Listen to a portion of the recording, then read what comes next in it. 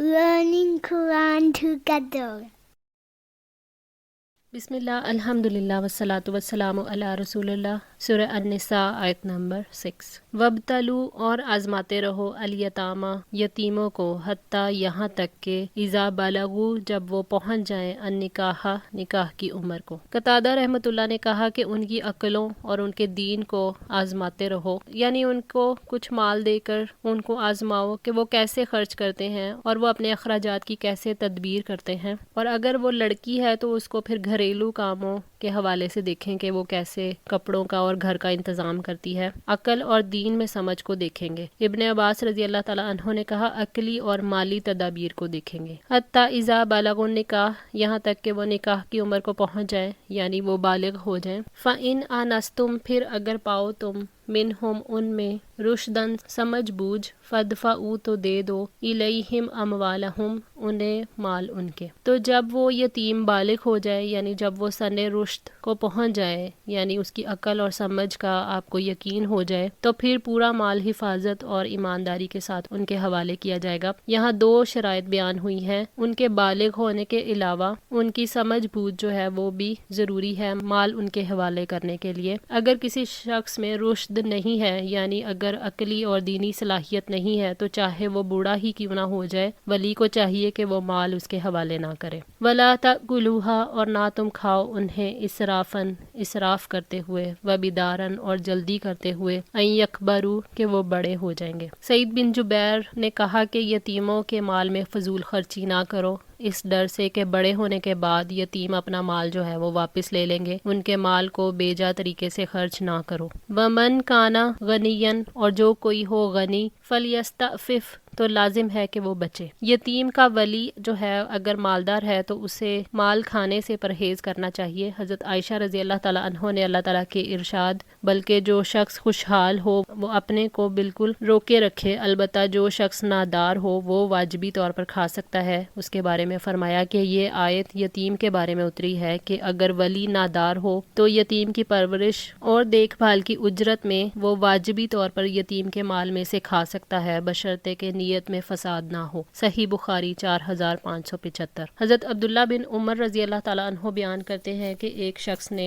नबी सल्लल्लाहु अलैहि वसल्लम की खिदमत में गुजारिश की कि मेरे पास माल नहीं है, हाँ अलबत्ता मेरे पास एक यतीम का माल है। आपने फरमाया तुम ज़ेरे परवरिश यतीम के माल में से खा सकते हो, बशर्ते के इसराफ ना हो और ना तुम माल को जमा करो और ना उसके माल की बजाय अपने माल को बचाओ। रावी को शक है कि या तो आपने ऐसे फरमाया कि अपना माल बचा कर रखते हुए उसका माल खर्च मत करो। मसनद अहमद 216। वमन काना फ़कीरन, और जो मोहताज है, फलियाकुल, बस चाहिए कि वो खाए बिल मारूफी, भले तरीके से। यतीम का वली अगर गरीब हो तो वो अपनी ज़रूरत और मेहनत के मुताबिक मजदूरी ले ले। हाफिज़ इब्ने कसीर रहमतुल्लाह ने लिखा है कि वो अपनी मजदूरी और अपनी ज़रूरत में से जो कम होगा वो लेगा। मारूफ तरीका यही है कि उसके माल की निगरानी की उजरत जो मारूफ है वो ले सकता है। दूसरा ये कि कम अज़ कम जिससे उसकी ज़रूरत पूरी हो सके उतना वो ले सकता है।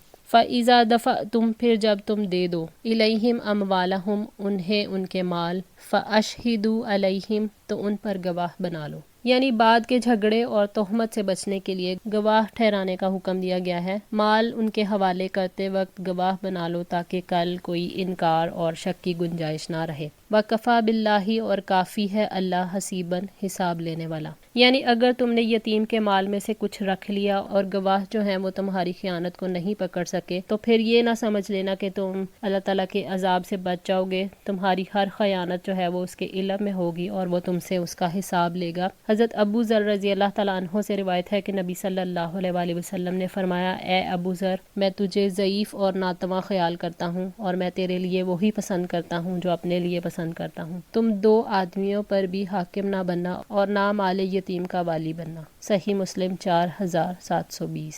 यानी मुमकिन है कि लोगों को किसी की अमानत या खयानत का पता ना चले, लेकिन अल्लाह ताला हिसाब लेने के लिए काफ़ी है। इस एहसास के साथ इंसान यतीमों के बाल में खयानत करने से बच सकते हैं। अल्लाह ताला ज़र्रे ज़र्रे का हिसाब रखने वाला है। वो यतीमों के वलियों का हर वक्त निगरान है कि किस तरह उनकी तरबियत करते हैं और उन्हें पूरा माल देते हैं या नहीं देते। लिर्रिजाली, मर्दों के लिए, नसीबुन, एक हिस्सा है, मिम्मा तारका, उसमें से जो छोड़ जाएं, अलवालिदानी वल अकरबूना, والدین اور قریبی رشتہ دار، وللنسائی اور عورتوں کے لیے بھی نصیبن ایک حصہ ہے، مما ترک الوالدان والاقربون جو والدین اور قریبی رشتہ دار چھوڑ جائیں، مما اس میں سے جو کلا قلیل ہو، منہو اس میں سے، او کاسورا یا کثیر ہو، نصیبن حصہ ہے، مفروضن فرض کیا گیا۔ مردوں کے لیے ایک حصہ ہے جو کہ ان کے والدین اور قریبی رشتہ دار ترکے میں چھوڑ جائیں، اور اسی طرح عورتوں کے لیے بھی ایک حصہ ہے جو ان کے والدین اور قریبی رشتہ دار چھوڑ جائیں، چاہے وہ تھوڑا ہو یا زیادہ۔ حضرت جابر بن عبداللہ رضی اللہ تعالیٰ عنہ فرماتے ہیں کہ حضرت سعد بن ربیع رضی اللہ تعالیٰ عنہ کی بیوی اپنی بیٹیوں کو جو حضرت سعد رضی اللہ تعالیٰ عنہ سے تھیں ان کو لے کر نبی صلی اللہ علیہ وسلم کی خدمت میں حاضر ہوئیں اور فرمانے لگی، اللہ کے رسول یہ دونوں سعد بن ربیع کی بیٹیاں ہیں اور ان کے والد جو ہیں وہ احد کے دن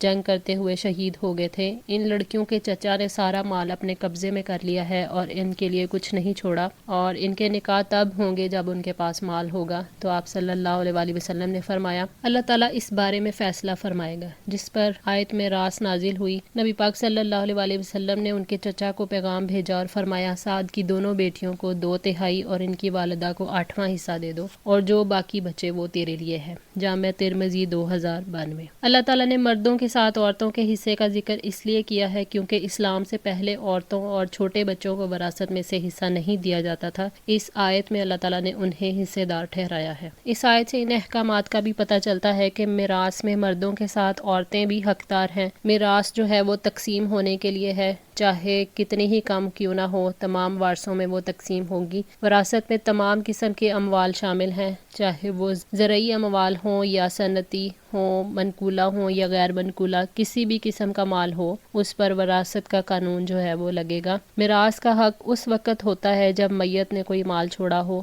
قریب تر رشتہ دار کی موجودگی میں دور کے رشتہ دار میراث نہیں پائیں گے۔ نصیباً مفروضاً مقرر کیا ہوا حصہ ہے، یعنی اللہ تعالیٰ کی طرف سے مقرر کردہ حصہ ہے، چاہے عورت ہو یا مرد، چھوٹا ہو یا بڑا۔ وَإِذَا اور جب حضرہ موجود ہوں، القسمۃ تقسیم کے وقت، اولو القربہ قرابت دار، والیتامى والمساکین یتیم اور مساکین، فارزقوہم منہ تو تم دو انہیں اس میں سے۔ اور جب تقسیم کے وقت قرابت دار اور یتیم اور محتاج آ جائیں تو انہیں بھی اس مال میں سے کچھ دو۔ ابن عباس رضی اللہ تعالیٰ عنہ نے فرمایا کہ کچھ لوگ گمان کرنے لگے ہیں کہ یہ آیت میراث کی آیت سے منسوخ ہو گئی ہے۔ نہیں، قسم اللہ کی، آیت منسوخ نہیں ہوئی بلکہ لوگ اس پر عمل کرنے میں سست ہو گئے ہیں۔ ترکے کے لینے والے جو ہیں وہ دو طرح کے ہوتے ہیں، ایک تو وہ جو خود وارث ہوں، اس کو تو خود دینے کا حکم ہے، دوسرا وہ جو خود وارث نہیں ہوں، ان کو نرمی سے جواب دینے کا حکم ہے، یعنی وہ اس طرح کہیں کہ میں تم کو دینے کا اختیار نہیں رکھتا۔ صحیح بخاری 2749۔ مال کی تقسیم کے وقت اگر کچھ رشتہ دار موجود ہوں اور وہ محتاج بھی ہوں تو صلہ رحمی کا جذبہ رکھنے والے ورثہ جو ہیں وہ یہی مناسب سمجھیں گے کہ انہیں بھی کچھ دے دیا جائے، تاکہ جہاں ان کے کسی رشتہ دار کا مال تقسیم ہو رہا ہے وہاں